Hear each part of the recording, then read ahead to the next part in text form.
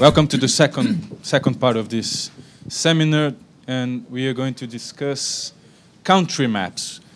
We have asked people from China, from Russia, from India, and some Brazilians ourselves, Mariana, Mário, and I, to draw law and development maps. We want to describe how people are working with law and development in these 4 countries. We are going to do China and India today, and Russia and Brazil tomorrow. But before we start with China, I would like to take 3 minutes to very briefly present what Mariana, Mário, and I have been calling the framework for country maps. This is just a very generic and somehow loose ideas and proposals on how to draw these maps, on how to conceive these maps, considering the riches, the complexity, the multiplicity of visions behind the idea of law and development. So this is not a straitjacket. This is not something we want people to necessarily follow, but we are just trying to present some contours, some very broad guidelines, let's call it like this, in a simple way, for these maps to be drawn. So very quickly, we somehow suggest we would like these country maps to discuss the field of law and development, which is the subject of this seminar. In this sense, it would be really important that the respective maps, the Chinese, the Indian, the Russian, and the Brazilian maps, could describe what law and development is in these different countries, how it is described, what is the image and the narrative behind law and development. A second constitutive element of these papers would be how is law and development as a research field in your respective country? And third, what is the connection between law and development as a field and policy making in India, China, Brazil, and Russia? Our paper, the Brazilian paper, didn't follow this script strictly, but we are planning to move toward this type of framework. We want to discuss this with you.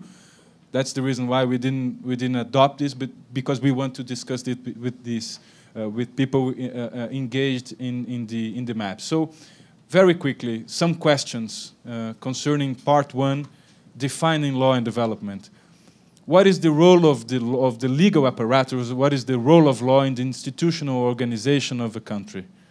In the development trajectory of your country, law has played a role which can be characterized as a technologic role. Can it be called a technology to foster social and political goals? What functions has the legal apparatus served in your country? Can you provide us with the political economy description of the environment in which law has been mobilized, has been functionalized, has been used to promote social and economic goals, if that's the case? Can you please provide us with an idea or a concept of what development is in the story you're telling? Was development a major force behind the process you're describing? What roles have been played by the legal apparatus, the legal structure in the process, in the story you're telling us? What images and narratives constitute this story? Second part, law and development as a research field from 2 specific perspectives, intellectual and institutional. From the intellectual point of view, who are the main actors which started the movement, I mean the law and development movement in your country? What contours has this movement acquired in the country? How the analysis framed? What is the emphasis? To what extent the ideas, the law and development ideas, if they exist in your case, have been influencing people, to whom they have they been influential, and for how long? From the institutional point of view, does law embody or announce policy goals? Is this your country case? To what extent law has been an element of institutional building? Can you describe law from this perspective? Does it make sense in your case? I mean, in the Indian, in the China, in the Russian and the Brazilian case, can you use the unit of analysis of institutional arrangements to tell this story? Is this helpful? Is this useful? These are questions we would invite you to try to answer by the time you draw and formulate and write your country map. Finally, part 3. We are particularly interested in the implications connecting law and development as a field and policy making. Are there bridges that can be seen, can be described between ideas and action? How it works? Have transplants have been adopted? What kind of transplants? What is the role of academia?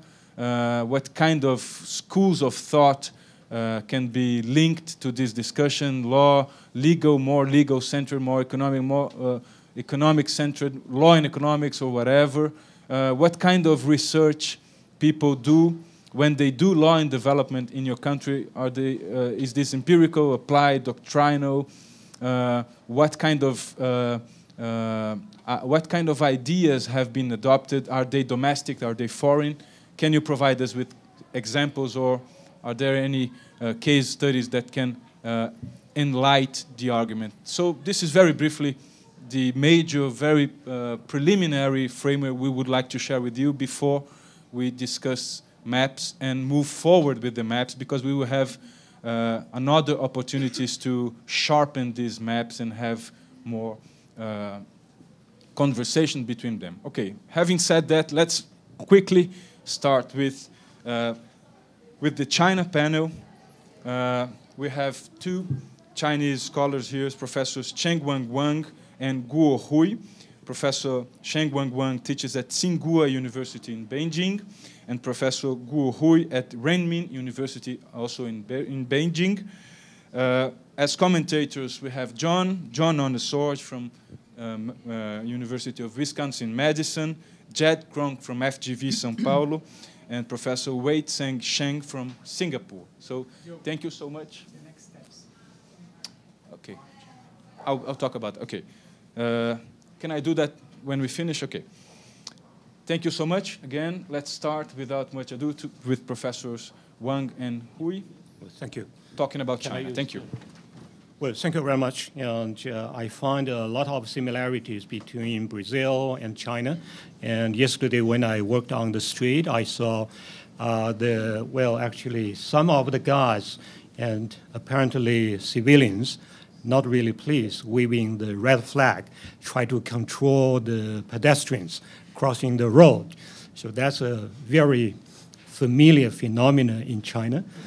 So I think we do have a lot of similarities, even though we're apart, far away from each other. But I'm not going actually to follow the straitjacket suggested by the organizer, and I will try. And you see, I have already prepared, and in the first part, the so-called roadmap of law and development in China, but I think the paper is there, so I will not repeat.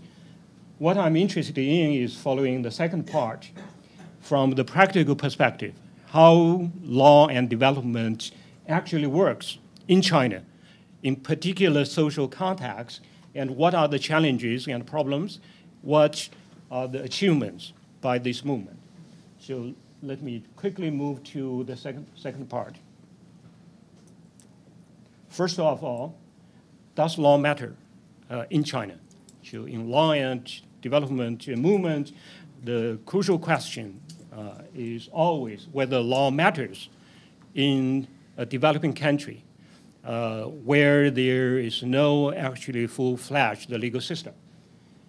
And economic boom fails the formula by various international organizations such as World Bank and other international organizations, which is using rule of law as the condition for economic and social development.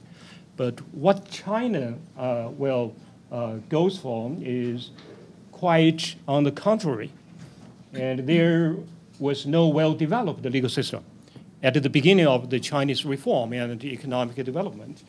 When I applied for, legal study in the university, I told my father happily that I have been enrolled in the law program at Peking University. And my father retorted me, is there any law in China? That's late 70s. And most of the foreign visitors go to China asking, the first question is always, in the 80s and 90s, is there a law in China? And we have to show them there are, yes, some of the laws protecting the foreign investment. And gradually, with the increase of the number of the legal rules, the question has been changed slightly. Now the question is there the rule of law in China? Well, recognizing there are plenty of laws already, but whether they actually work efficiently or faithfully or not. So this is a changed phrase, but indicating still there is no full-fledged rule of law in China. A lot of loopholes and defects and problems. No denial of that. But on the other side, the economy goes very fast. It's a very successful economic achievement. And now it's ranked the number 2 largest, second largest economy in the world. So just to think about the old pattern. Without rule of law, no social development, no economic boom. But look at China. It's a puzzle. There is no well-developed rule of law, but there is economic success. So how do you explain that? And legal rules, in my explanation, legal rules are not the only functional rules in promoting the economy. And other rules might be described as the soft laws, such as policies, governmental directions, 5-year plans, which are very much functionable in China, and also give a general plan and also, in many occasions, very much a detailed target for economic development and also social development. And formal legal rules and legal systems develops along with the social and economic development. So we can say there is no well-developed, full-fledged rule of law in China.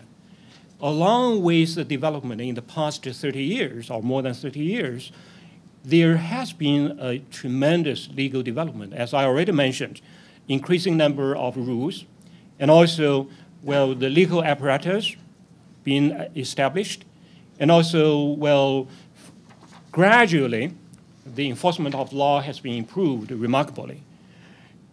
So think about rule of law, movement. We always consider there is a kind of fixed pattern of the rule of law, and then you must install it as a foundation for legal development.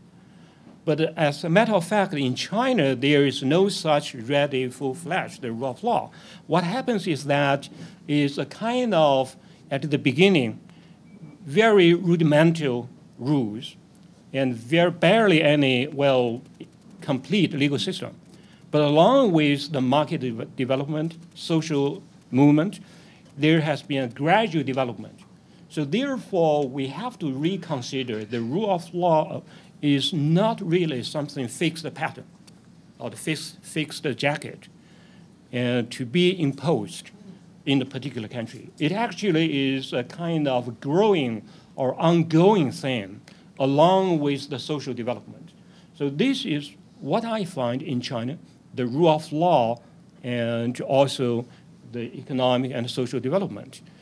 So this is a kind of interactive relation between law and development, rather than a kind of linear or just a very simple abstract pattern of the relation. And with the ongoing market formation, law becomes the increasingly decisive rules for society, as officially pronounced by the party Congress, the ruling party, and which says that make the market decisive factor for allocating, resources in the society, rather than the government, rather than the policy, but letting the market be decisive. And market economy is the rule of law economy, which is a very popular phrase right now, accepted by both the government and the intellectuals, and also the society at large. So it's a kind of, gradual acceptance. In the 80s and 90s, if you say the market economy is the rule of law economy, probably less people will accept.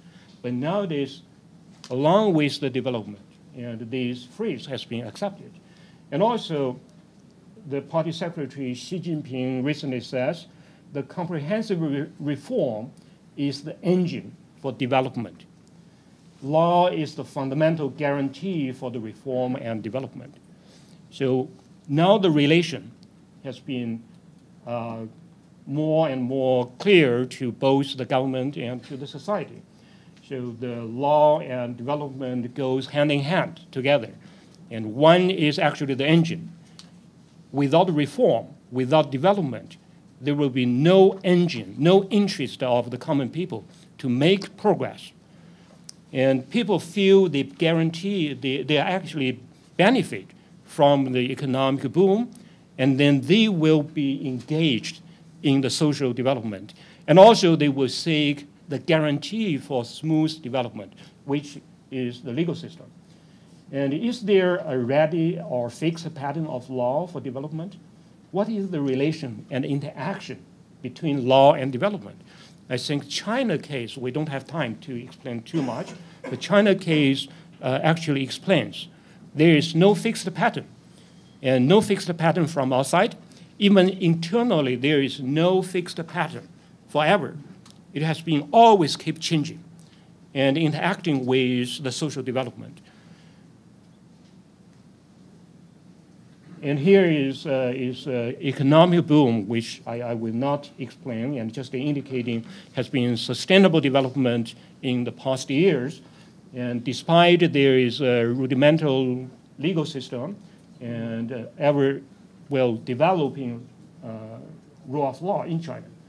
So China's way of development, if we try to find what is actually the law suitable to the Chinese society, the particular social context, we have to find out, first of all, the ways of progress, the ways of development.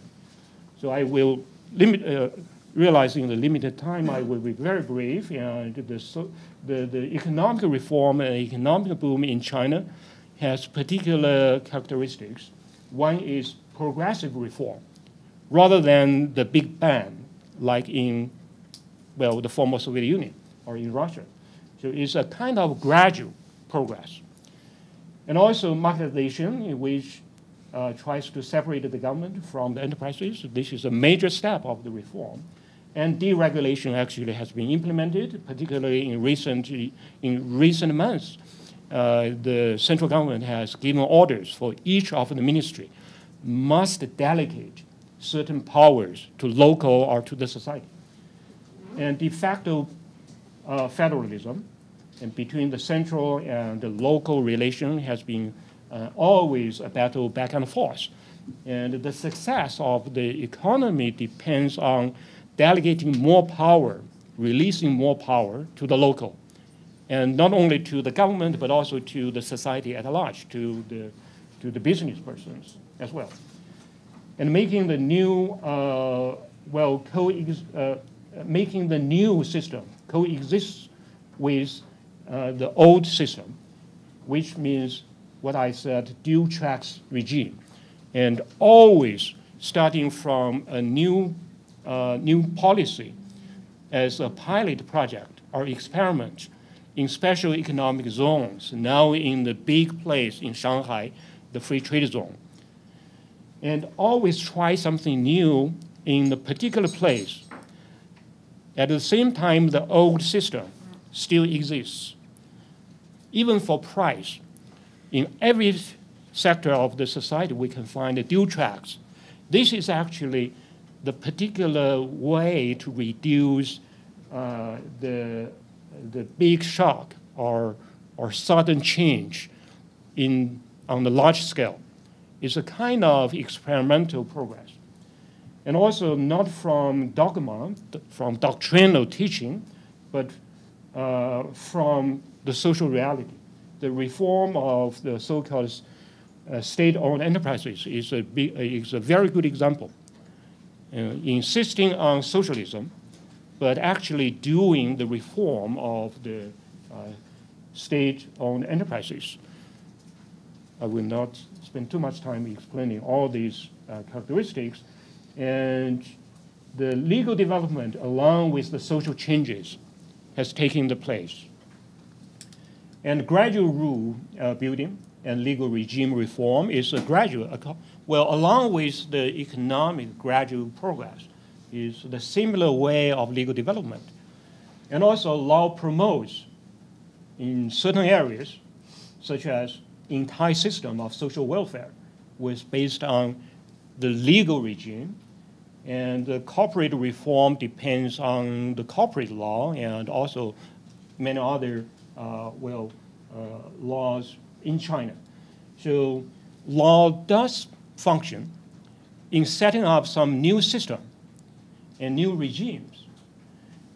And also in some other sectors, the law follows, such as market forces push for further legal evolution, for legal development, and there will be, new phenomena happens, and then there is a requirement for legal changes, such as banking sector. Now there has been a tremendous changes taking place in financial sector, and whether all the banking sectors should be controlled by the government, by the public ownership, or there should be some private financial institutions or even banks to be set up. There are some new developments, and law simply follows.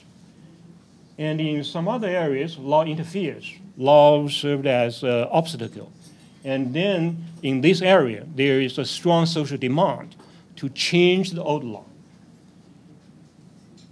And in these cases, I would say there is a kind of higher law prevails, which is the people's interest, and also the fundamental requirement for social reform.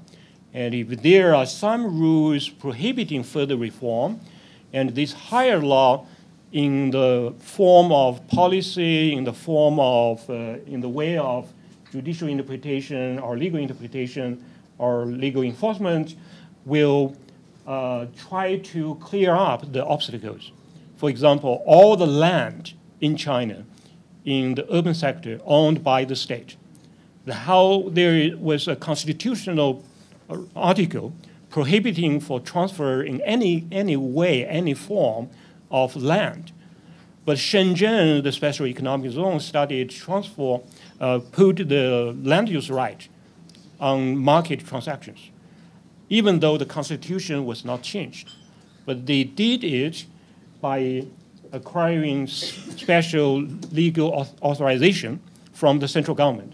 So I would say in this way, we need to change the law, but nevertheless, there should be a legal procedure and legal tools to do that. And also law is an instrument framed by the social context. There is no, kind of universal pattern of law and in any place. So, and then I realize in not enough time, I will be very brief concerning the Beijing Consensus.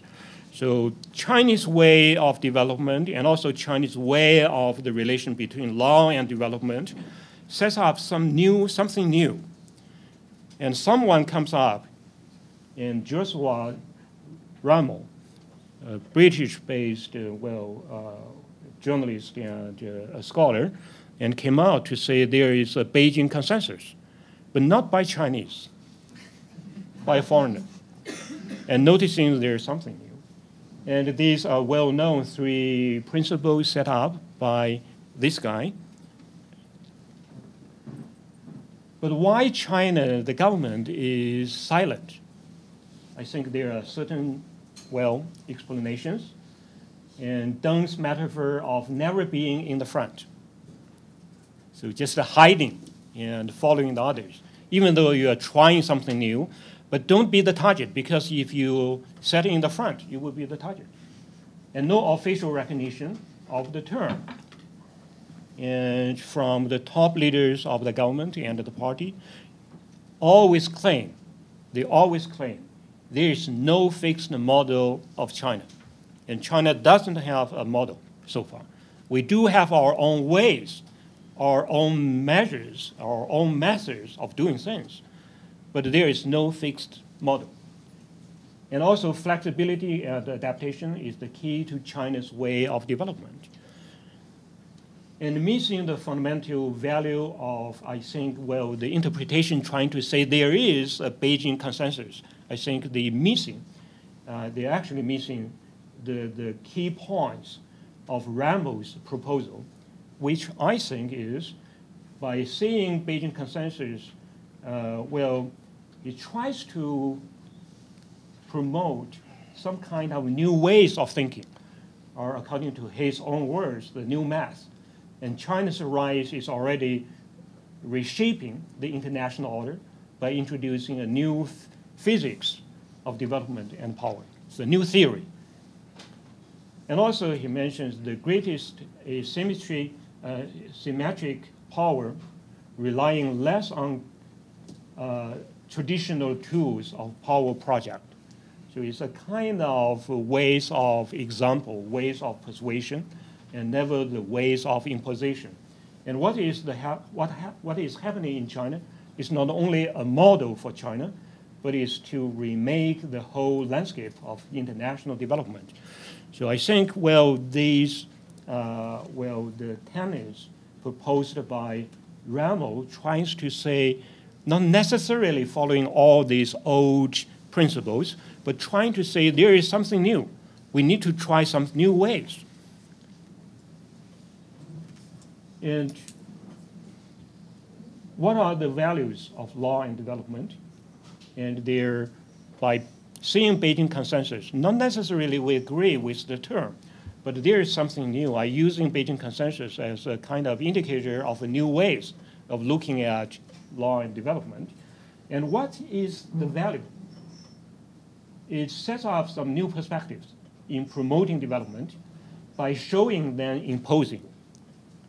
And also by changing the approach from outside teachers. Something I'm telling you, you don't know, this is a good way to do things. This is a system you must establish. Changing that attitude to a new attitude is a kind of approach, internal approach by native citizens who will bear the major responsibility there, and also the consequence of the development. And also by introducing down-to-earth philosophy and refusing to adopt blindly rigid ideological dogmas. And Deng tells a visiting president of Ghana, and he says, please do not copy our model. If there is any experience on our part, it is to formulate policies in light of one's own national conditions. So what is the new model? It's actually no fixed model. It's a kind of thing, think from your own perspective, trying to do something suitable to your social context. And increasing incrementalism by evaluating and judging from reality, rather than telling them here is the ready model. So I already mentioned that because of the time constraint. I will stop there, skip this. And also practicalism by evaluating and judging from reality. and peaceful way of development, and 5 principles has announced by China as a peaceful coexistence and peaceful international environment for national development, and this is a precondition for economic development. And the country, if engaging in a war or engaging in a, well, domestic chaos, and there is no smooth development. And mutual development, you cannot flourish unless your neighbors flourish. You cannot be rich unless your neighbors become rich. So China is starting from this perspective, trying to help rather than teaching the others. And just trying to get win-win situation rather than just by getting benefits out of, well, the other countries. So there is no conditional political, social, any kind of conditions for Chinese aid. And these are the, well, general principles. Not necessarily every step, every move is following exactly what described here. By seeing Chinese new ways of law and development, and I'm not going to offer any solutions, but to, well, raise more questions. And law matters. But is there a universal pattern of law and development? And law matters, but is there a still and fixed and changeable legal system, or rather ever-changing system, developing system? Is law a self-executing regime, or a kind of reflecting and being constrained by social context?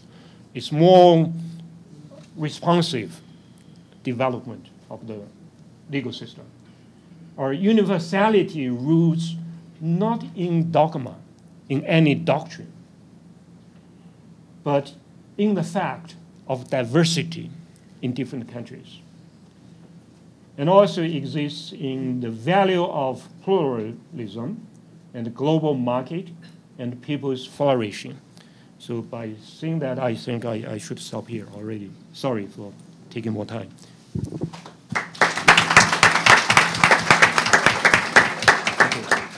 So how much time do I have? 15 minutes maximum. Okay, I think I'll use less of that time. So Professor Wang has gives the more broad picture, and I'm only going to focus on one subject, the using the example of state-owned enterprise, the state ownership, to kind of illustrate some of the points and research. I should say in the country map we turned in, so the one final session commenting on the China model and Beijing consensus was written by me. So it's a little bit different from what Professor Wang just mentioned. And I think we do have a little bit disagreement on that point. But probably you'll see from the example. So when we are looking at the state-owned enterprise and how the law and development as a research field shows a feature, we are looking at, I think, more or less the law and development 2.0, the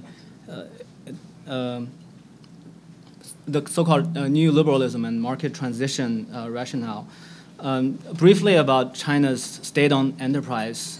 So before the economic reform mentioned by Professor Wang in 1978, in China there was a more or less Soviet-style central planning system. And with it, the private enterprises were banned, and capitalists were considered as class enemies, and the economy was closed to foreign trade and investment. So it was the economic reform that gradually brought in a market system. And on the subject of state-owned enterprise, the main idea was the reform rationale was provided by international development organizations such as World Bank, IMF, The basic idea is privatization. So in 1990s, the World Bank offers report on how to reform the state-owned enterprises, and the proposal was to turn them into corporations, to turn the state into shareholders, and gradually to privatize them. And the technique that the legal scholars used was through transplantation. As Professor Wang mentioned, the corporate law was introduced in the 1990s, and it was a legal transplant, mostly mimicking the American Delaware corporate law. If you look at the text today, it's very similar. But the solution package as a whole didn't realize China did end much of its central planning and started economic reform to build a market system. But the largest and the most important SOEs, the state-owned enterprise, were not privatized. Maybe the effort that closest to the privatization was a policy in the mid-1990s called "Let Go the Small and Keep the Big." So some of the small and medium state-owned enterprises were privatized or partly privatized, but the big companies went through a period of consolidation. And today, as was shown on one of the slides, the central government still hold more than 100 of these big state-owned enterprises, which as a whole consist a large percentage of the the whole Chinese economy.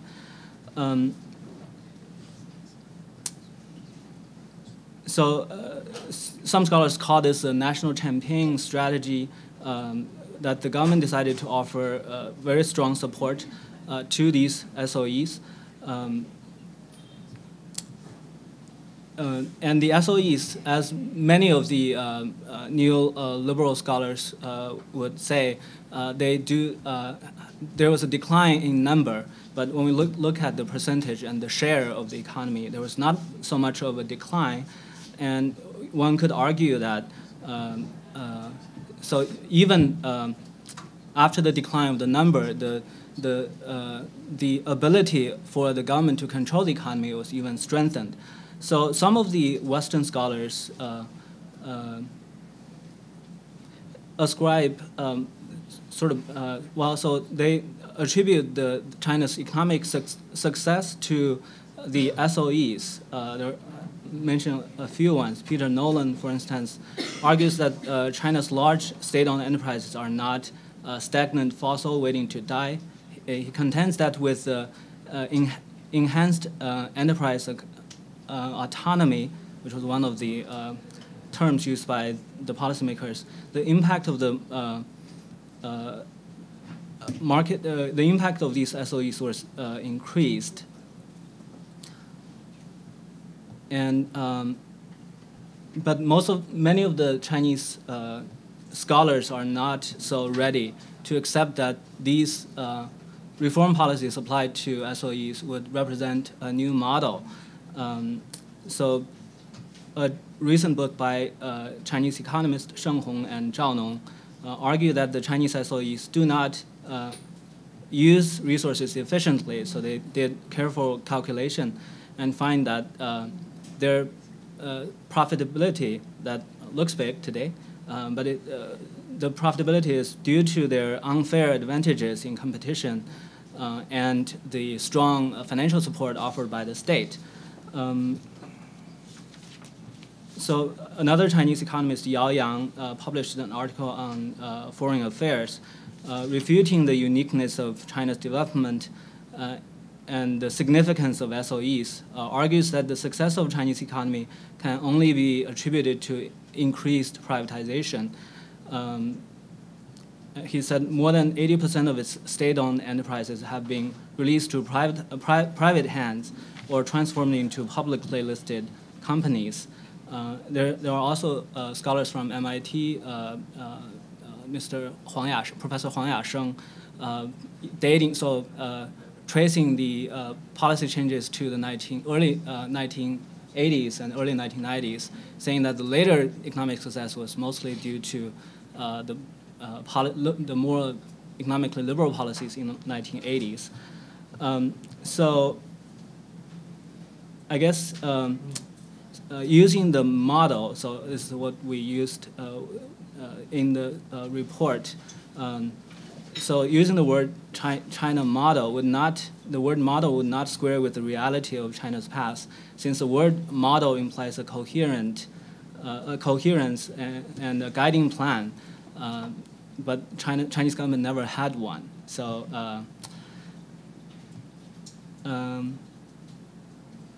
so I would also point out a little bit of the social impact of the SOEs. So whether or not China offers new model development, scholars generally agree that the Chinese SOE's efficiency will have a serious impact on China's economic future, and the assessment of its efficiency determines the Chinese policymakers' choices. Well, today the policymakers apparently think the SOE model is profitable and it's okay, so it's not intending to change it. But if we look at not just the GDP number or the profit number of SOEs, but other effect of the SOEs, we would probably have a different thought. For example, one of the major policies to privatize SOEs, the direct result was to, so on the one hand, privatize these SOEs. On the other hand, to refuse to provide social welfare to the SOE workers, and it was over a period of about 10 years' time, tens of millions of SOE workers were put literally to the status of poverty, and these costs were not borne by the state and not borne by these SOEs, which apparently promoted the profitability of SOEs. But of course, if we're adding up all these costs and the profitability of SOEs, we might not see such a beautiful picture. And a final comment is about the rationale applied in scholars' research and in the China's policymaking.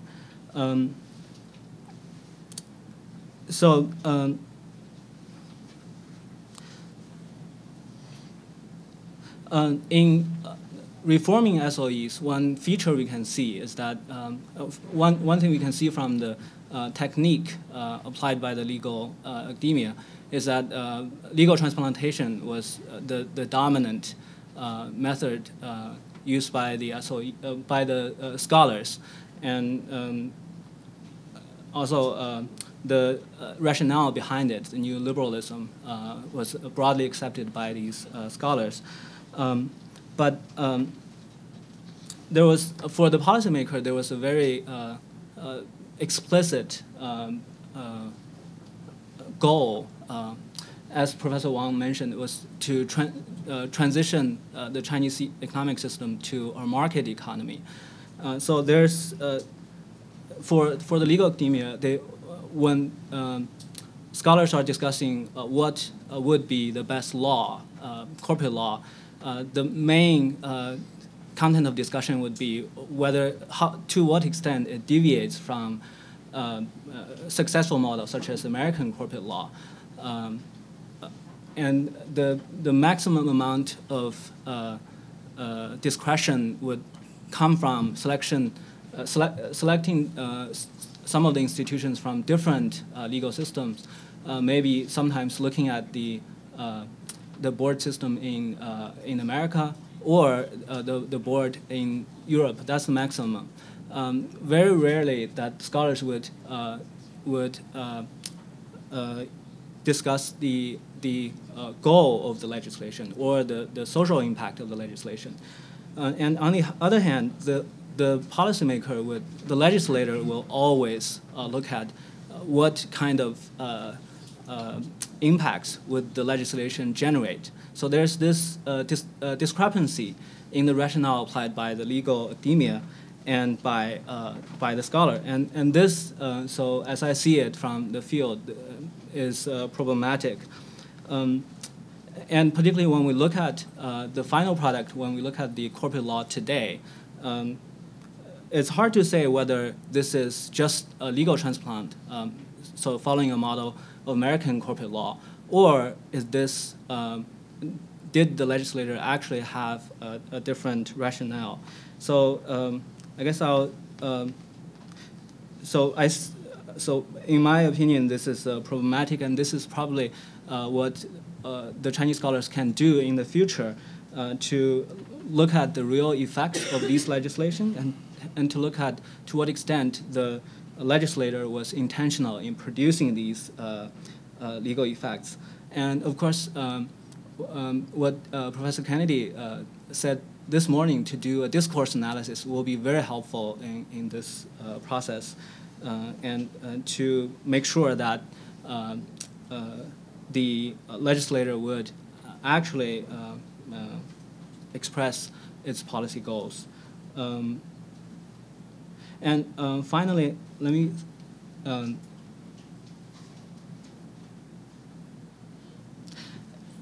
so let me end with sort of a short comment on the China model. So one of the major politicians today, Wang Qishan, who is sort of organizing China's anti-corruption right now, about a year ago, he recommended people to read a book, and it's interesting. It's Tocqueville's The Old Institution and the Great Revolution on French Revolution. And a lot of scholars started to read the book, and it was kind of a code to guess what the new Communist Party leadership think about China's future. So I think one thing, there's a lot of interpretation about why this book is recommended by him and what signals does it send. And this is what I read from it.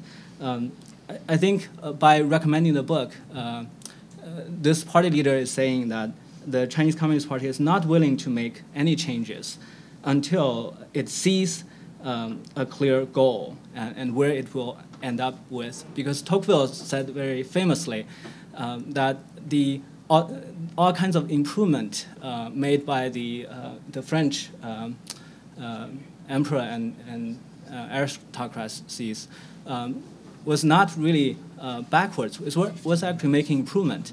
But all these improvement made only showed the French citizens that how bad the current leadership is.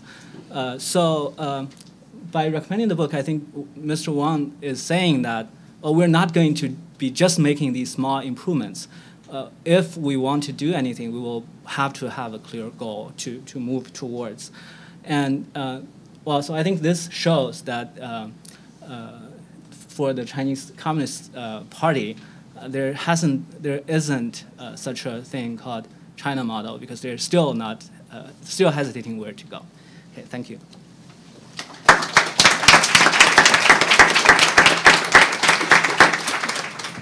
John, please.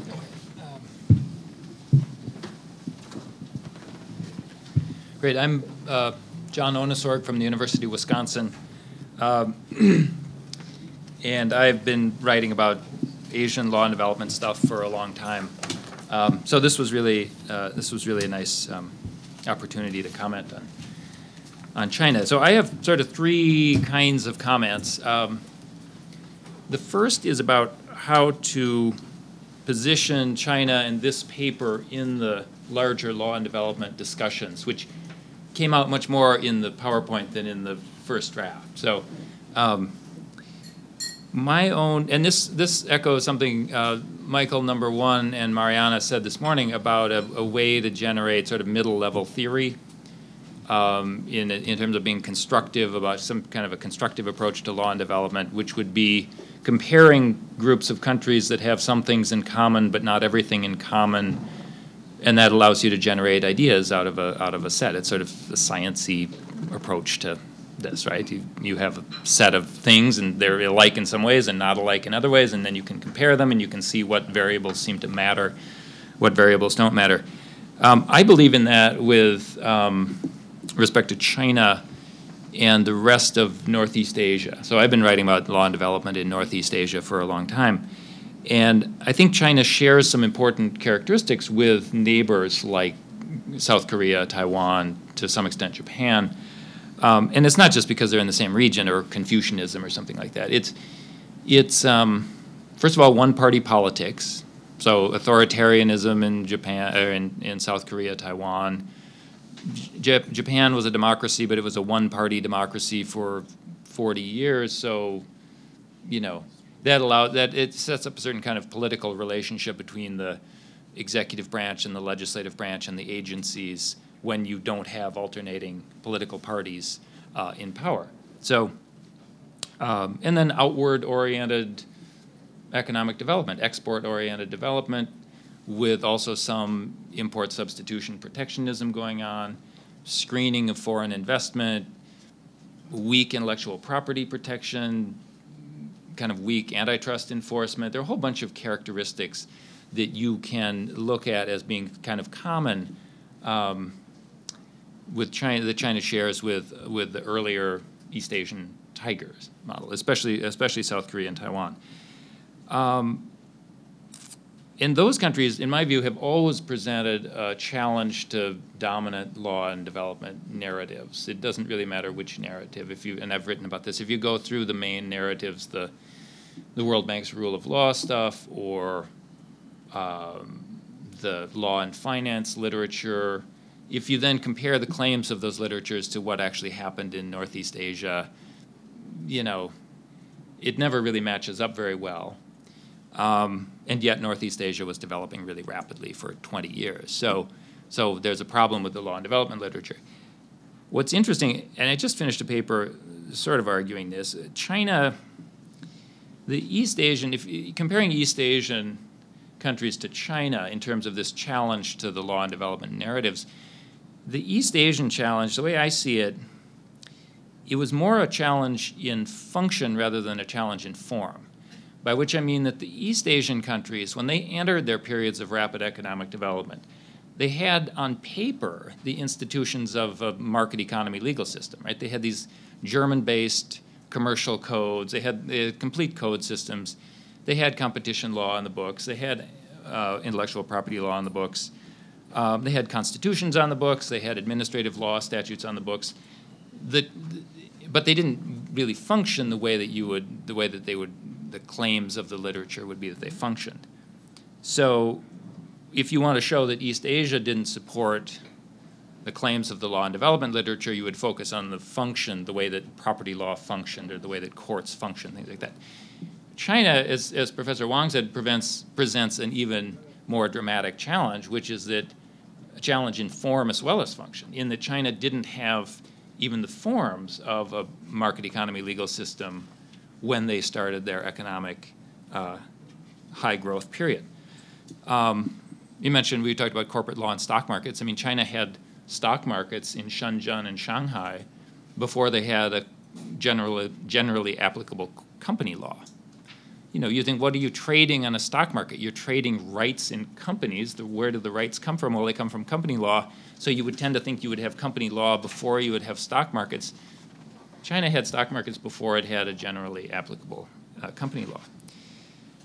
So really, I agree with Professor Wang that it's really a situation where legal development has been kind of dragged along by economic development, which presents, of course, as he said, a major challenge to the dominant narratives.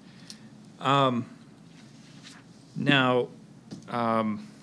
I still think it's useful to talk about China in the context of countries that have followed kind of similar paths, because otherwise you're stuck talking about China as if it's sui generis, which is I think not, it's hard to generate a field when you focus too much on specifics of one country.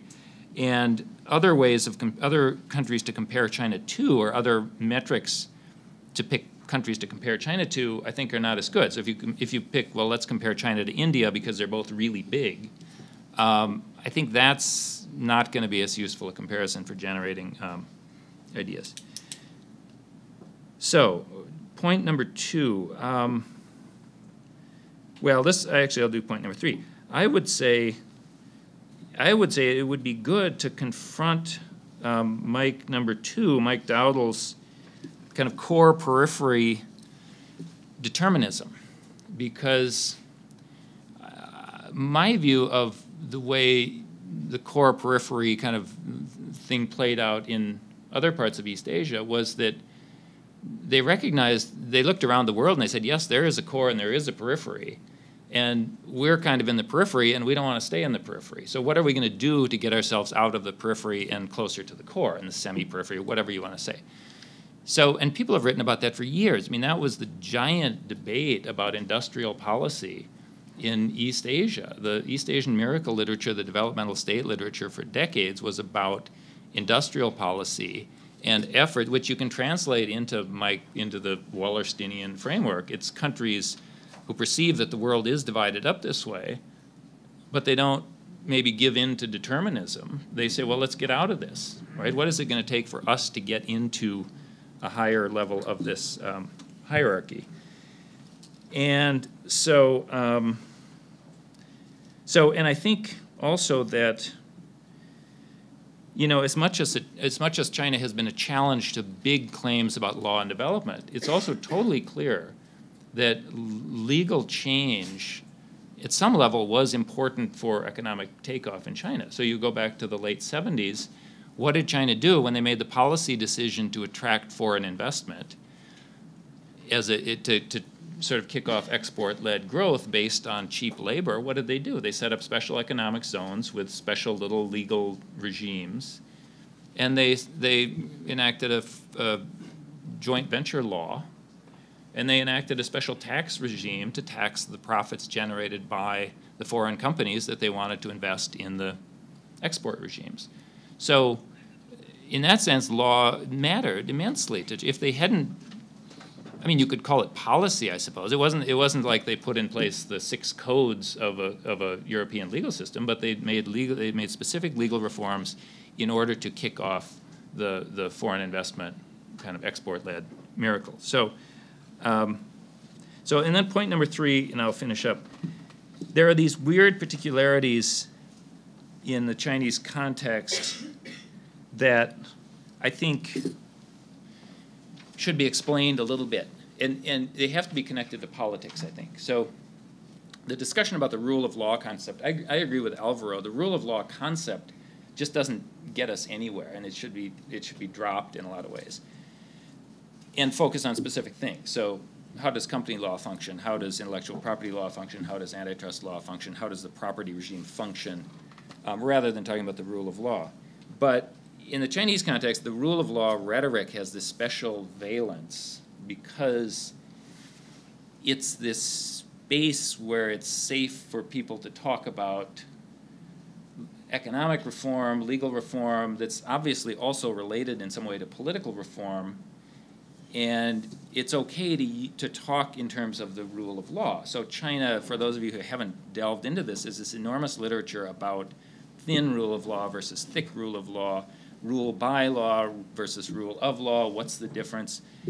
For outsiders, I think you'd say, why? Who cares, right? Who cares? Why is there so much heat generated in the China sphere about the difference between thin or thick rule of law, or rule by law, rule of law?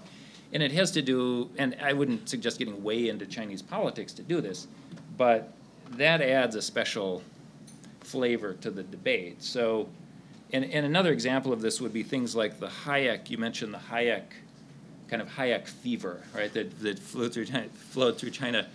You know, obviously a Hayek fever is somehow related both to economics and politics, right? The claim that you need a certain kind of legal regime in order to get a market economy, when the government has already decided basically we want a market economy, if you then tell the government, well, you need a certain kind of legal regime if you want a market economy, then obviously you're trying to influence the government's views about what kind of legal regime China should have, which is both political and economic. And I think it would be good, that's one of the areas where China, in a way, differs from, like, South Korea when it was authoritarian. They talked as if they had a liberal democracy in South Korea, even though they didn't. And it puts China a little closer to Taiwan, in which the Kuomintang party was a kind of Leninist party state, although not to the same degree as China. So anyway, that's all I have to say. I think it was great. I think it's I'm looking forward to the final version. Thank you. Jed, please. All right. So again, is this working? Okay. I'm Jed Cronky, professor here at FGV, and a lot of my work is traditionally, even though I'm teaching here, was focused on China as both an anthropologist and a historian. So in the context of all these comments, I thought I would focus on the more historical part, which maybe is my comparative contribution, because in reading the roadmap, one of the really interesting things is if you read the roadmap, in many ways it's a history of like legal sociology in China. Right? I know these because I did this type of research when I was in graduate school, and now I have something handy to assign, the Wang and Guo report on the history of legal sociology. And it got me thinking, and this is sort of like the post-colonial point, right, that everyone's under development, right? All legal systems are under development. But I wanted to emphasize that for at least the last 100 years, if not more, the Chinese legal system has been really under development. Okay. So if you go back to the end of the 19th century and the beginning of the 20th century, you had a massive legal reform effort, right, and a discourse on the role of law in a certain type of social and economic development as the old Chinese Qing dynastic system started to collapse. So when we have all these conversations about what is law and development, right? And so in going back and writing this history as a history of legal sociology, you're really saying that the history or the practice of law and development in China is the practice of a particular question of legal empiricism, right? And the relationship of law to all these questions.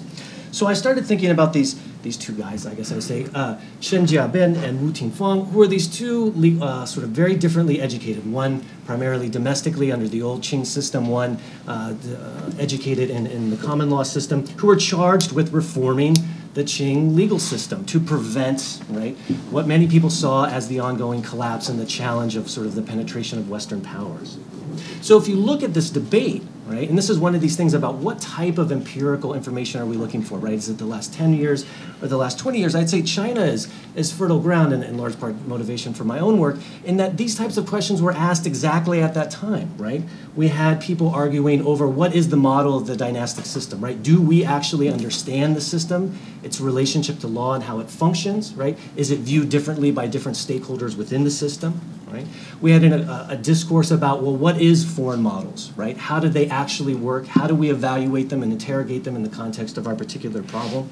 And how much should we let Westerners do that interpretation for us? So, and even in those legislative debates that happened at that particular period of time, there's a whole debate about law that works, right? An instrumental conception of law, right? And then some resistance within the domestic sort of, you could say, legislative bodies about the symbolic or moral sort of function of law and how that represented something that was still relevant in making these types of evaluations. Right? Now, this also sort of, this is, well, I guess now we're referring as part to like the Mike 2.0 question. Then there's a whole question about would the best possible legal reform enacted at that particular time actually forestall the collapse of that particular legal and political regime. Right? So in about 20 or 30 years, you have a replication of many of this sort of primary questions of development theory and its relationship to law hashed out in a sort of in a quick fashion. The thing that then continues to be interesting about this, and this is sort of where the roadmap picks up, is that then after the Qing dynasty collapses, these questions just continue to function as key questions, right, in this ongoing reconstruction project, right? So there's not only a reconstruction project on the legal side by the Kuomintang, but throughout this, right, there's not one Chinese particular model of law and development, but the Communist Party develops its own particular model of law and development, and there's actually a discursive politics, right, over fighting about which one of these models is going to serve China better in this particular context. Right? So you get all these different figures, right, who represent, right, in this way, empirical investigation into strategies of law and development and how they operate within these sort of more unstable political currents, right? So we have another reformer very popular during this area in Western audiences, Wu Jingsheng, who did a deep, what we consider like a deep comparative analysis of Chinese and we say broadly Western legal philosophy, right? Trying to come up with, well, how do we sort of generate a universal sort of legal philosophy out of these two, what we at the time were cast very different legal traditions, right? So if you actually look at like the scholarship that he produced, in many ways it would what like heavy contextualists would call for today, right? It takes all of these differences very seriously. It involves a deep study of the particular history. But like many of sort of the liberal reformers during the Kuomintang era, he had very little, as we would say, political sophistication as far as being able to actuate the knowledge that he generated, right? So he generates it from his particular point of view, a type of legal knowledge that is essential to the development of the Chinese legal system and its interface with all these other Western models, right?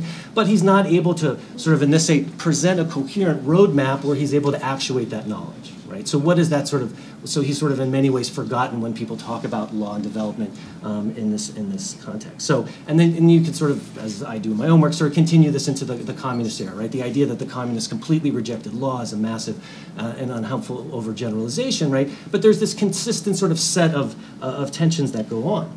So when people often ask me today, right, about this idea of like, is there law and development in China, right? I mean, you could do like a literal, translation and search through Google, right, and you maybe come up with a few things, but not that much.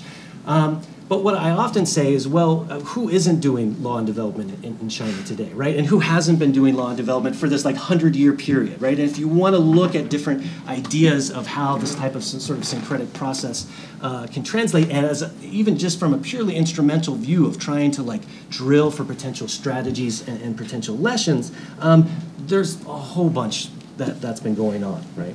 Now, I think part of what happens is like, I mean, and this is sort of key to my own scholarship, people sort of forgotten about this early era in Chinese history that's involves most of the European and especially the American governments and private organizations trying to intervene, much as they have done in the post-1978 era.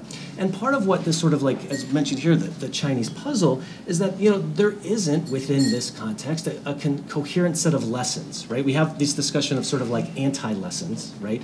This is the constant sort of like, China proves that you don't need strong property rights to do X or achieve this, right? There's that particular rule of it. But more than that, what you see is that China, as a large country, has an immense amount of internal diversity that not only from a descriptive point of view would have to be integrated to any sort of discussion of the relationship of law and how it functions within Chinese society, but you would have to understand if you were actually going to try to translate any particular lesson that you felt would be applicable to the Chinese context, right? So when we have this discussion of like, what does the party think about law, there's not one answer to that, right? If you were actually trying to engage with a particular legal reform, right, you wouldn't be able just to say, I have to, deal with the politics within the party, right? There would be different conceptions of law and its relationship there. I think probably the people traditionally have been most sure of the relationship between law and development in China have been the foreign participants. So this brings me back to this way in which the roadmap was presented as this history of legal sociology, because throughout this period of time, right, there's one idea about, okay, we need a sort of transplant law, we need a copies laws, and there's been those historical moments, but then invariably they lead to, well, how do we study the consequences and evaluate these sorts of things, right? And that's the question that's never gone away. Right? So one of the things, and this is sort of my sort of hobby horse of focusing on the role of being explicit about methodology, is that by focusing on legal sociology, essentially what Wang and Guo are saying is that to really do this, right, you have to have an empirical method, right? And you have to have a particular type. And I think they identify with this legal sociology, though we admit that there are other people who have different particular views of this, right?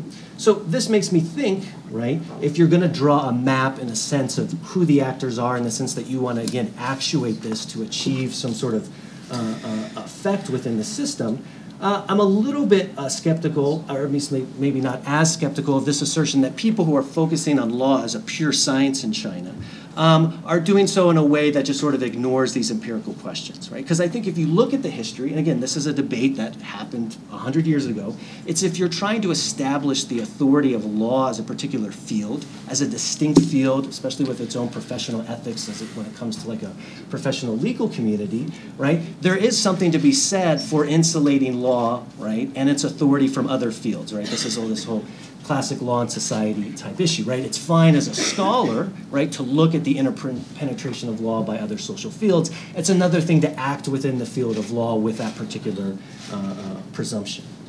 So I think this asks us, when we're putting together these maps, right, are we really trying to put together these maps to understand simply the production of knowledge, right, in some sort of abstract sense? Or are we looking at it within the sort of invariably political side of actuating this particular type of knowledge, right? So in this report, right, we have some idea of some agencies, right, that produce this type of knowledge, right? But there's this other side, which are a range of governmental agencies, university centers, individual scholars, right, who then are participating in actual decisions about something like legislation making, right? So this has been the classic sort of like challenge of foreign sort of rule of law, human rights, what across the gamut of people trying to intervene in China is they may feel they have a coherent theoretical view of what it is that they're doing, right? But then they run up against the fact that, like, well, yes, Chinese politics are complicated, right? And it's not enough to have a coherent field if you're actually trying to move from description to persuasion, right? Which I think is one of the things from a methodological point of view that's often elided in this context, right? You can describe things perfectly, right? This is sort of where sort of anthropology, again, my other discipline went. But then you're going to sort of make a sacrifice in your ability to actually engage normatively with policy developments, right? And there's some sort of trade-off in the space in between. So when we sort of think about this sort of trend of like China and like middle theory, right? I mean, again, it's sort of hard to argue with those sort of like middle-of-the-road ideas, but I think what the report brings out, okay, is that in some ways, like all places, China is like all middle, right? Is there a coherent model for China, right? Is there a coherent model for the United States? Is there a coherent model for Brazil, right? I mean, that's the whole nature of that particular developmental illusion, is that there are sort of these trans-historical models, right, that people have really delved in and taken seriously before they move to take this type of action. And I think one of the really valuable things about the Chinese experience is that there's a point now where we can move beyond using China simply to deconstruct other models, right? And this is sort of the Beijing consensus dynamic, right? There's one way in which a lot of sort of like socio-legal studies on China have been trying to deconstruct this idea mentioned earlier, right, that China has no law, right? So there's been this way of just sort of showing, well, in fact, China does have law, right? After you get to that point, then you can say, and not only does China have law, but it's a different type of law that disproves these other, these other sort of ideas about law that come from outside of it, right? So the Washington Consensus, property rights, whatever it is that sort of linked strongly to law, we can disprove that empirically through the Chinese example. But I think we're sort of, and hopefully at a point of sort of moving beyond that, right? And understanding that just simply from a methodological point of view, right? If you're going to study China and look for models or middle-level theories, you have to start with what Chinese scholars have been struggling with, as anyone when they're dealing with their own domestic systems is struggling with, and that is simply understanding how law functions at a basic level, right? And this is like, it's one thing to say middle-level generalization, but from an empirical point of view, how do you go about constructing that? It's not that you're just simply less ambitious in what you describe, right? It's that you actually are generating enough empirical information on the ground to derive, right, in some justifiable way, these types of generalizations, right? And I think in that way, if you're doing comparative analysis, the Chinese example has almost an overflowing amount of empirical sort of phenomenon for you to study. So I think I'll just end now, but this is, I think I'll plug for Wei Tsung. There's a conference in Singapore in January on the Beijing Consensus, right, where we'll be revisiting these questions again about whether or not it exists. And part of what I'm sort of struggling through as a scholar, and this is also why, like as an individual doing sort of like trilateral comparative analysis doesn't happen very often, is that it's like really hard if you don't want to sort of be exposed as a fraud. And that is, how does Brazil, right, in my sort of limited engagement, think about the Chinese developmental model, right? It's one thing, it's like, when sort of China is invoked in Brazil or any other context, right, is it purely a discursive move, right, to deconstruct existing models like the Washington Consensus, right? Or does it actually represent an engagement with empirically understanding what's going on in Brazil as something that can engage in that same level with what's going on so in China with what's going on in Brazil? And so I think that's why the history of legal sociology is actually a really good frame as a starting point for thinking about these debates and really getting at the point in which the Chinese example can be related in a productive way to these sort of larger debates in a new way. Professor Waiting, change.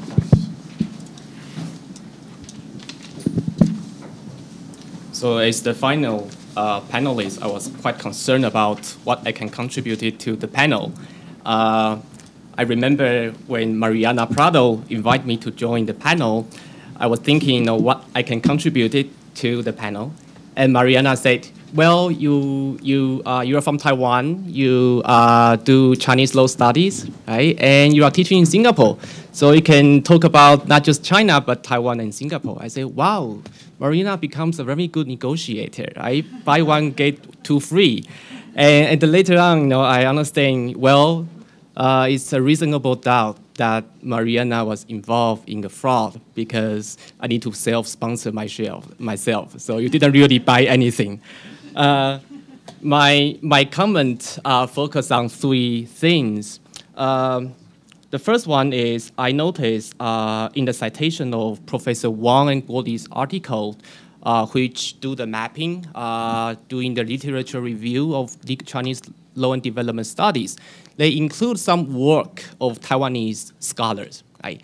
And I've no intention to bring up this sensitive issue, whether or not Taiwan is part of China, but I really want to use this as an example to talk about how diverse that China has, how the diverse sources of legal transplantation that China has been engaged to facilitate the law and development movement at different stage, right? In the beginning of the reform, even prior to the reform, it is the former Soviet Union, right, that has the impact on Chinese legal regime. And not just black later law, but also the attitude toward law is borrowed from the former Soviet Union regime. So one shouldn't be surprised that today, if you hear about the criticism made by the Chinese scholars in relation to the constitutionalism or public law development in China, their criticism sounds so similar to the criticism made by scholars of East European countries. Right? So that's the first point. And later on, when the reform started, right, in 1979, China started borrowing legal regulations from the neighboring country, including Taiwan, for a very simple reason, language. Right? And it's interesting to note that Taiwan is a civil law system. Right? The system is borrowed from the Germany. Right? Around 10 years ago, the majority of the Taiwanese law professors have a German PhD degree in law. Right? They graduate from universities such as Munich and Heidelberg. Right? So by borrowing these regulations from Taiwan, China actually introduced the continental law style to its conventional legal system based on the former Soviet Union regime. Right? So I can give you one example. For example, the Chinese civil code, right, reads so much like the Taiwanese civil code. Right? And the Taiwanese civil code looks so much like the German civil code. So you shouldn't be surprised that the difference between the civil code in China and the civil code in Germany is actually less than the difference between the Chinese sausage and the German sausage. And then the reform, as the reform proceeded, not just one country, but many foreign countries began to influence China's legal development. This being mentioned in Professor Wang's articles, such as Ford Foundation and a number of China law centers in the Ivy League universities in the state. This is definitely a challenge, right? How to make the system coherent. It's pretty much like cherry picking. Right? For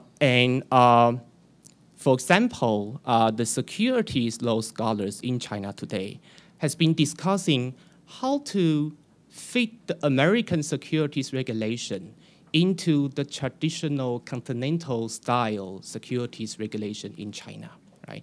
The American style focus on private enforcement, right? Encouraging the litigation, focus on the disclosure-based system. The state is the second line defender. Compared to the continental legal style, the continental style of the securities regulatory regime, which is based on the state enforcement, right? And a merit-based system, which means the regulators intervened the securities office issuers business model, right? And this is very different, but China has to work it out. Otherwise, it is harmful for the state-owned enterprises today that try to access to the international capital market with a very low transaction cost, right? So it's how to harmonize the two systems is crucial for the state-owned enterprises in China. So in short, the rich and diverse sources for China's legal transplantation is a plus. It's definitely a plus from a law and development point of view. But this is not unique, however, in China, right? A recent example is Myanmar. Japan and Singapore has been competing with each other to influence Myanmar's securities regulations. And it seems that Japan won the competition. So nowadays, the Japanese scholars has been helping Myanmar to draft the securities regulations. And the motivation behind is business reasons, right? And whereas my colleagues at NUS can only fly over to Myanmar and advise the government on public law and constitutionalism, which is more complex and less promising for any young democracy.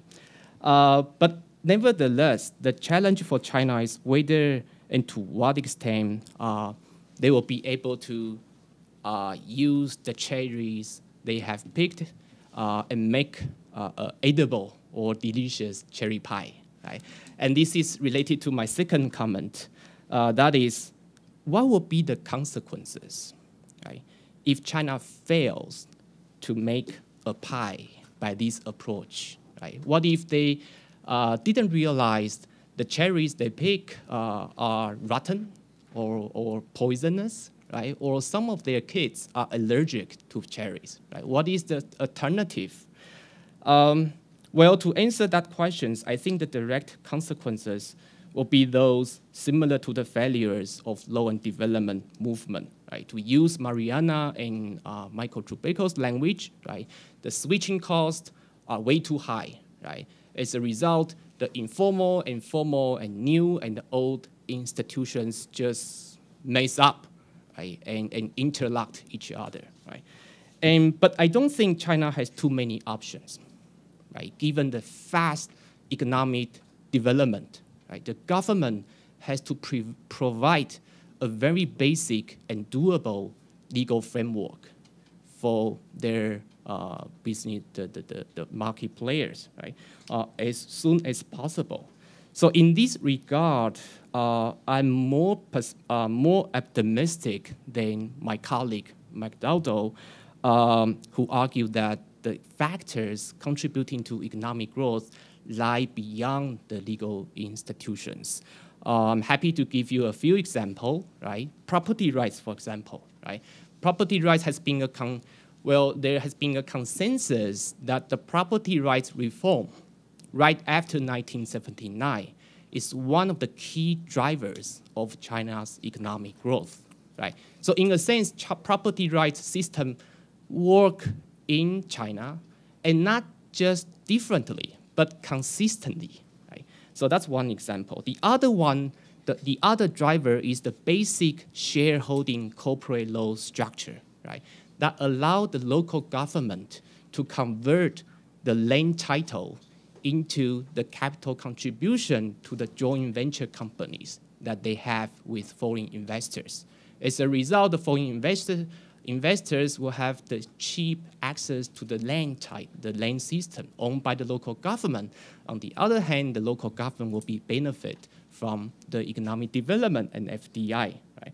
So having said that, I agree with my colleague Mike Dowdle that China's extremely large scale of economy and extremely non-hegemonic market conditions, right, cannot be governed by one single generalized rule-based system, right?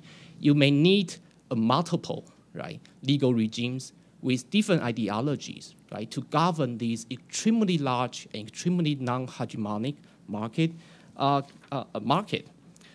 And the point here is that using one general standard to evaluate China's legal development or to treat China as one single entity or a unified regulatory regime may fail, right, may fail.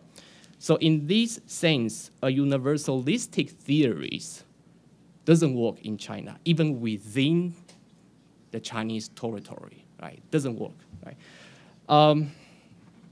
However, this unified approach is prominent in current literature, right? Especially about the state capitalism in China, in terms of law and development studies. But this is really not the case, right? I can give you another example that is about the Chinese yuan internationalization, right? For the past 2 years, the Chinese government has been aggressively internationalized the Chinese yuan or RMB, right, with an aim to replace or share with the US dollar dominance in the financial world, right? And the way they promote the internationalization of RMB is very creative, right? They create not just one legal regime, but multiple, right? In Shanghai, they create this Shanghai Free Trade Zone, right? And the legal environment model Singapore. So you have a Singapore model in Shanghai, right? In the south, just 30 minutes away from Hong Kong, they create another pilot zone that models Hong Kong, right? A laissez-faire economy, right? With the non-intervention policies, right? Set by the government.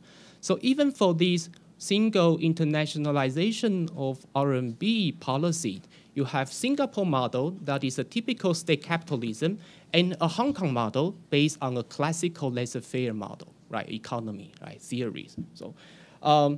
So the point is to deal with the extremely large scale of economy and non-hegemonic market conditions, China needs to be creative, right? And create this institutional diversity to accommodate its demand, right?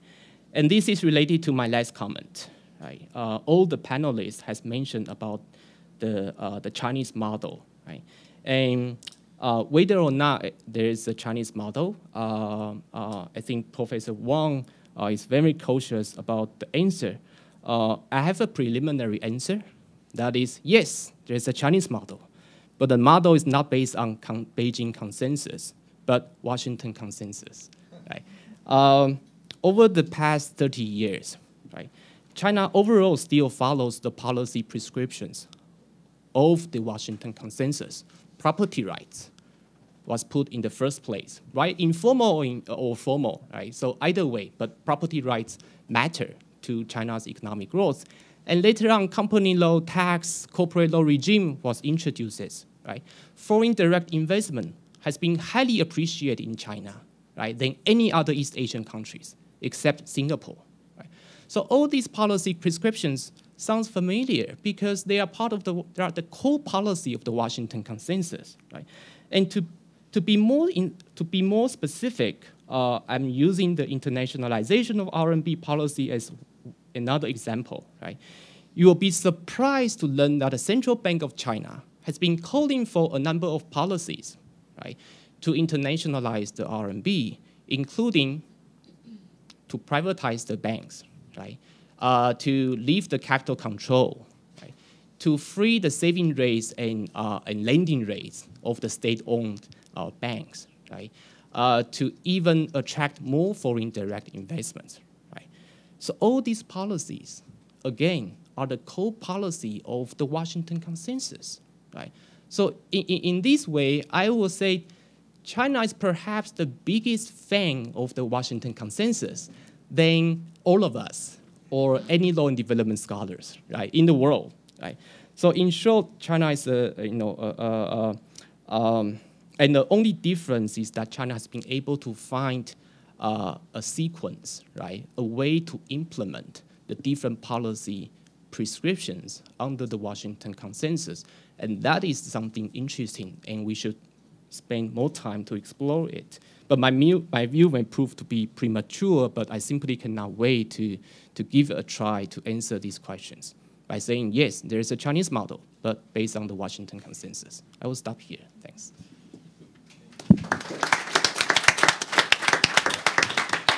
Great to end with the most controversial claim. Floor is open to questions.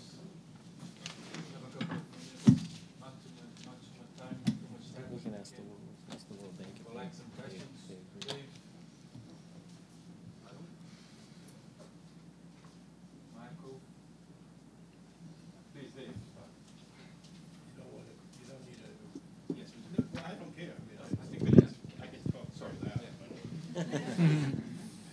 So, very interesting, and a lot of different points of view on the Chinese model or the not Chinese model, and what kind of consensus or lack of consensus, and whether there's a plan or not a plan. But we haven't heard much about the academic field of law and development.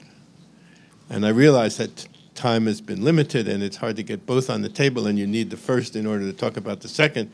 But I'd appreciate it in this short period if both our Chinese scholars and the commentators could say just a few words about what is the state of academic research and what contribution it's making, and what are prospects for improving or expanding that work, because that's one of the main themes that we're here to talk about.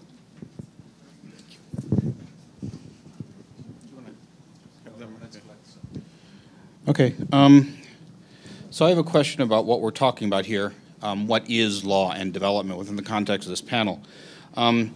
So I think that what law and development refers to is the use of formal law to effectuate some a priori social change. It's not just saying that you have change and you have law, but there's an element of intentionality, an element of design. I do agree that there is a strong relationship between something that we could call law and China's development. But that doesn't necessarily translate that China's development is being driven by legal engineering. And so I want to ask that. I think Wang Changguang, I think I was in general agree with what generally you had social change coming first and the law catching up. So you didn't have a change in property law and then a change in property regime. You actually had the change in property regime first. You had stocks before you had a securities law. So I think this is one issue that has to be discussed. I think that the question about a China model is, can you use China's experience to think a priori about what type of legal changes we can implement in order to get a particular type of society that we're trying to get? This gets me to something that Jed said. He says, who doesn't do law and development in China today? I would almost say the way you're describing law and development, who doesn't do law and development, period? Is there anything different between, as you're describing it, law and development and legal sociology? Is there any distinguish there? Is everything, I mean, one could say that Obama's healthcare program is law and development. One could say any look at how law and social change affect one another can be law and development. So how do you distinguish, or how do you identify where law and development starts within a larger context of law and society? Either one ends and the other one starts, or what the subset, what the identification of the law and development subset within law and society is.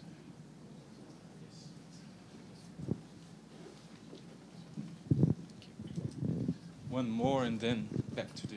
Can I just ask Professor Trenner, I was interested when you spoke about the property laws in '79, which created conditions for a change in the kind of what we heard subsequent there to the explosion of development. So that appears to me to be that the law, in some ways, in a sense, precedes some of this economic development. And I'm interested as to why that occurred and how you stack that up against what we heard from Professor Wang. Okay, let's move back to the panelists, starting with our Chinese colleagues, and then back to the commentators. Okay, I will be very brief, and thank you for all these questions and comments, and very good, and promote me to, well, the further thinking of all these various issues. And let me just respond very briefly and by using Professor Chen's metaphor and gathering cherries and for making cherry pie. Well, of course, well, I don't think Chinese forever will make the best cherry pie. And the question is why we should make a cherry pie instead of others. And whether cherry pie is really suitable for the population, for the diet, I'm not so sure. So just like, well, using, well, some kind of, well, models of legal system, of legal rules for Chinese problem. Not necessarily you're actually targeting at the very problem the society needs to solve. And, well, there are many other questions. I don't really will pick all of them up. And let's just, well, following David's question and what briefly, well, description of the law and development scholarly production in China. And I think in the paper we have illustrated some of the outputs and also the roles of the research in China. But let me be very, very brief. And the concept of the law and development has been introduced in the 80s by a visiting professor from US, and Bob Seidemann is, of course, one of the, well, premier, well, forerunners in introducing this concept.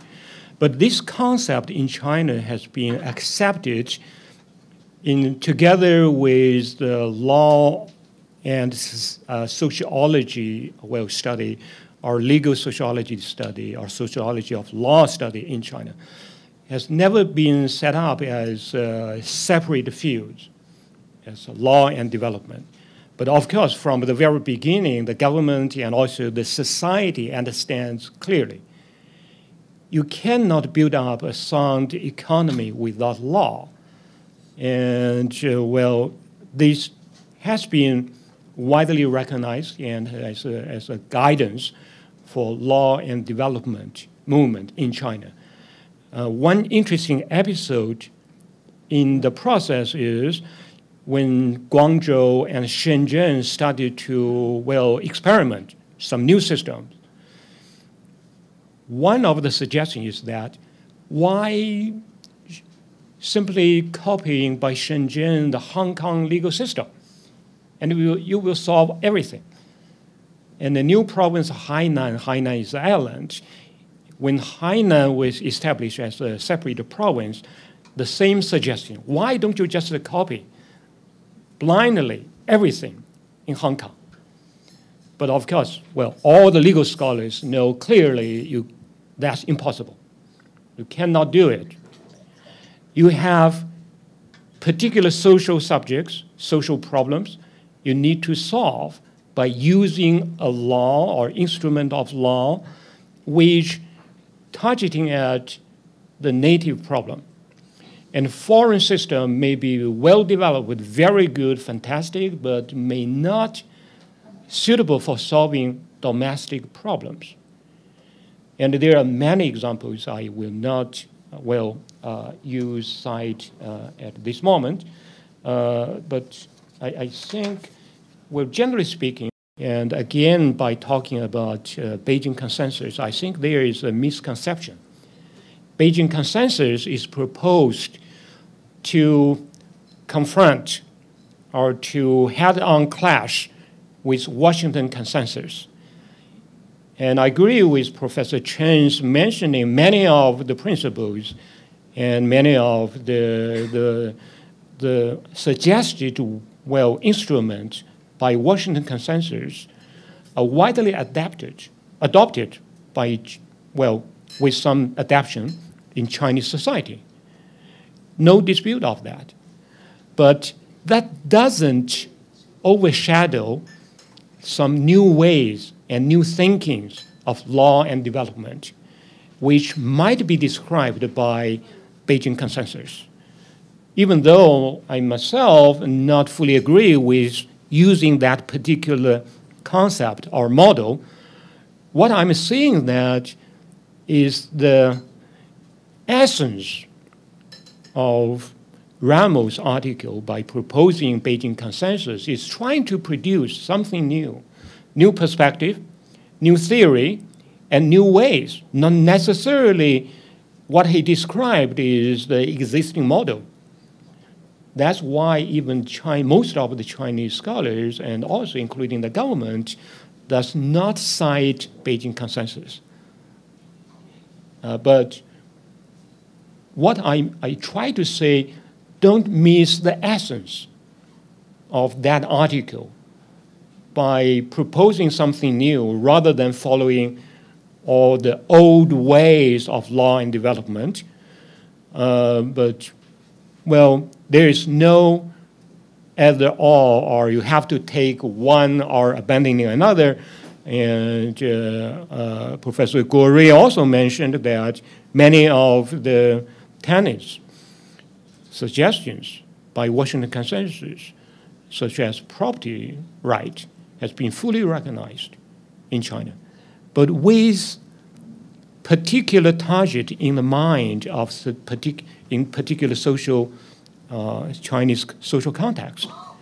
That is, you are trying to start to reform the property regime based on the old planned economy, based on the state ownership, based on public ownership. You have to address this problem. Even for property law nowadays in China, there is a very, well, contentious debate over so-called small property rights concerning private houses built by peasants on the farmlands for urban citizens. So this is a particular type of issue and nowhere you can find in the world. So how to use property law to solve that issue is really a new issue. So by seeing that, what I'm saying is that you have to look at the domestic needs, domestic problems, and what is actually the function of law is to solve the social problems, to clear the way for further development. And also, just one sentence, and I mentioned in my slides, there are various ways of the function of law. In some areas, in some periods of time, law promotes setting up the framework, foundation for new regime. But property law is not something new. Before the property law promulgated, there were some other legal documents fully recognizing the private ownership.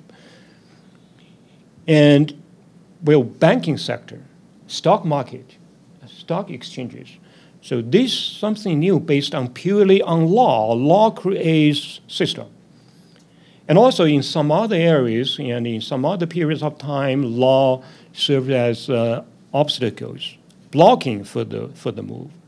Or law sometimes correlates or coexisting or, well, interacts with the ongoing social development.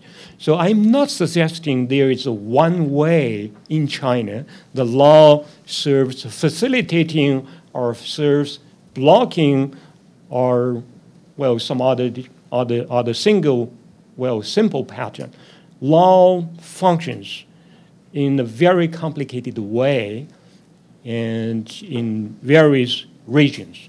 But nevertheless, down-to-earth approach is really something China suggests. Well, thank you. Thank you. So 2 points briefly. Whether law precedes development, I think it has a lot to do with the how to define law. I think Professor Wang mentioned about property rights. It's well, the fact is, even before the legislation of formal property rights, all these rights are defined. Some formal laws may change the pre-existing property regime, but you can say before the law, you can say there's no property rights. So one example about the reform of property rights is the farmers that in a very, I think in the 1970s in Anhui province, they signed a sort of covenant together to divide the lands, and that embarked, this is officially recognized by the government, that embarked the reform of the farming land regime. And they signed the covenant, and they signed the covenant with the sort of expectation that they may one day be decapitalized for this thing. What else could have the force of punishing them except for law? So you can say back that time there was no property law. There was property law. There was property law protecting the land as public property, and individual farmers cannot divide this land for their own farming. That's law. So I think we can broaden that. Whether there was securities regulation before, whether the stock was before the securities regulation, I don't think so. There was already regulations. Government policies may not be called formal law today, but if we broaden our concept of law and not limiting to those called laws or formal laws, then we could see a different picture of law and development. Second question, the law and development literature question from Professor Trubek. Sorry, we sort of, both of us skipped that part because we thought it was already in the report, but I do agree with what Jed said. This could trace back to even the early 20th century, right after the semi-colonial time. The Chinese intellectuals and sort of the policymakers had the mindset of introducing law as to be instrumental for development, and this has been so for the Republican government and for the Chinese Communist Party government, although they had different views, different visions on what development looks like. And even for the scholars I mentioned in my previous presentation that were involved in somewhat formalistic thinking of law, they still had a mindset of like what would these formal laws would lead to. So in this sense, I think all these scholarship could be called law and development scholarship. Thank you.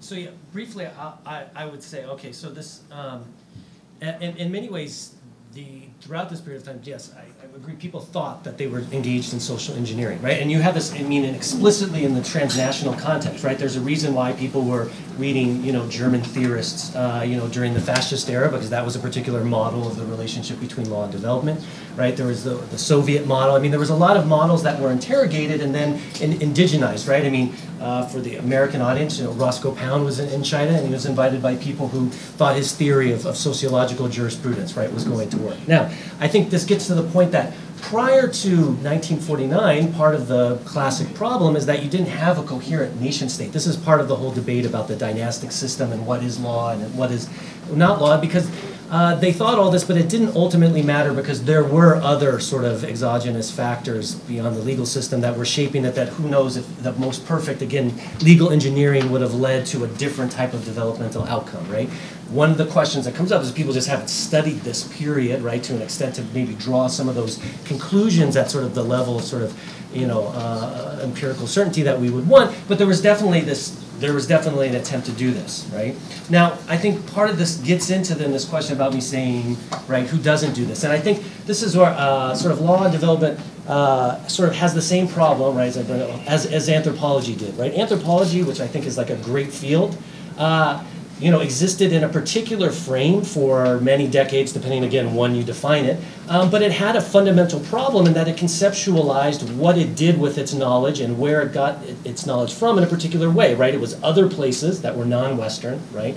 Primarily in a colonial context, right? And had a bunch of very specific questions that it wanted to ask. Ultimately, and still the continuing crisis in anthropology globally, and is it different than sociology, is the fact that, like, well, what happens when we realize that we try to use these same types of methods right on us, right? This happens in law. Religion's probably the best area, right? It's easy through forms of scientific racism to analyze sort of very dispassionately the role of religion in other places. When you bring it to your home society, right, it's amazing how people are able to put those things aside. So I think, and this is what I'll talk a little bit about tomorrow, and I'm sorry, Dave, I have to put my cards a little bit on the table. I mean, I have an article that's titled Law and Development as Anti-Comparative Law that gets at exactly these types of issues, because if you're going to talk about what is going in China, I think a better way of talking about these types of issues than using the law and development frame is to either talk about legal sociology or talk about what I sort of more closely identify, though it's not unproblematic in its own way, and just comparative law, right? This is comparative legal analysis. If you talk about and you want to talk about the quality and the methods of comparative legal analysis in China, then you can talk about a whole range of different institutes, people, and ideas who don't identify in law and development, but are asking these types of questions and grappling with these things, even though they don't conceptualize them in the same way. And I think they're also, I mean, we there's some defensiveness, right, about the particular historical baggage that law and development has, in the same way that lots of people have reservations about the historical baggage that anthropology has. I look at these things and I see tons of great stuff, right? But then I have to think about it in different national contexts with these types of questions, right? So that's my way of sort of bridging this, so that when I study China, I'm not studying China, right, to understand China itself and try to influence Chinese legal reform, right? But ultimately, I see that as something that influences my particular work and whatever audiences that I want to speak to that, for my particular choice, is ultimately not Chinese, right? And that involves a different sort of set of methodological commitments.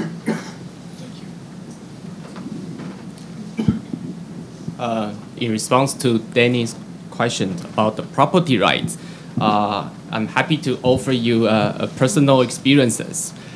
In theory, the good property institutions are necessary for foreign direct investment, right? However, in reality, China didn't have property rights until 2006, 30 years after the reform started.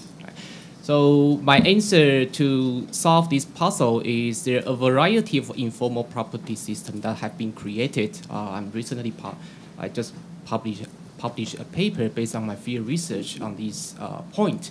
And the personal story is a couple of years ago when I practiced, and a friend who was buying a property in China came to me for free legal advice, right? And he said, well, I thought I was buying a property in Wuhan province, in Wuhan city, but I ended up holding a bunch of shareholding documents, right? The stock, right? And I reviewed the document, I realized, well, this is very smart, right? If you cannot transfer your property in China, who is owned by the state, you transfer the shares of the company that own the land, right? So it still works. But the idea of property rights still consistent with the traditional understanding of the property rights, which is necessary for foreign investment. But the structure may be different, right? Here, we are seeing a case where the informal property rights was created by piggybacking the corporate structure, right? So that is the dynamic things, and that is unique in China, right? And the next question is, well, is this unique? I don't think so, right? Gore just mentioned the household responsibility system about the property rights in 1979. The idea is the household, the peasant, the farmers will be able to keep a certain ratio of the production, right? And just give, they can keep the production, right? And that creates the productivity. And that is exactly what Japan did in the Meiji Restoration, right, in 19th centuries, right? So in a sense, China is not unique in that perspective. That's my answer about the property rights in China.